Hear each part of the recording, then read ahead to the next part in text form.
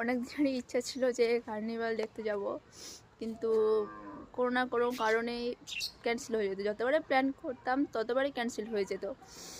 তো যাই হোক, আজকে সকালে আমার কাকু কাকিমা ফোন করে বলে যে সোনালি চলো কার্নিভাল দেখে আসি, কার্নিভাল থেকে ঘুরে আসি। শুনে তো আমার মনে করে গার্ডেন তাই আমি বললাম ঠিক আছে, ওকে বলে দেখি ও কী বলছে।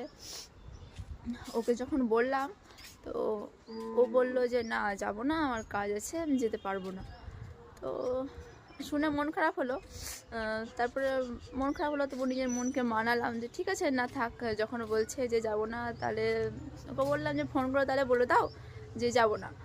তো ঠিক আছে, তারপরে ও ফোন করলো, ফোন করে বলে যে না যাব। আমাকে বললো যাব না, কিন্তু ফোন করে বলছে যাব। শুনে তো আমার মন একবারে খুশিতে নাচতে লাগে। তো যাই হোক, ফাইনালি যাচ্ছি কার্নিভাল দেখতে। দেখো ফাইনালি তৈরি হয়ে গেছি আমি কার্নিভালে যাওয়ার জন্য। এই যাচ্ছি, চললাম। এখন যাই দেখি বাইরে গাড়ি এসছে কিনা।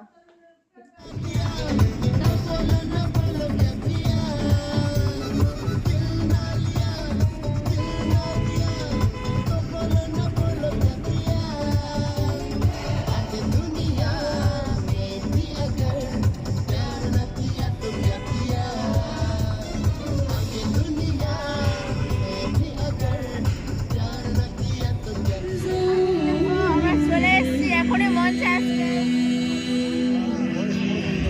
না।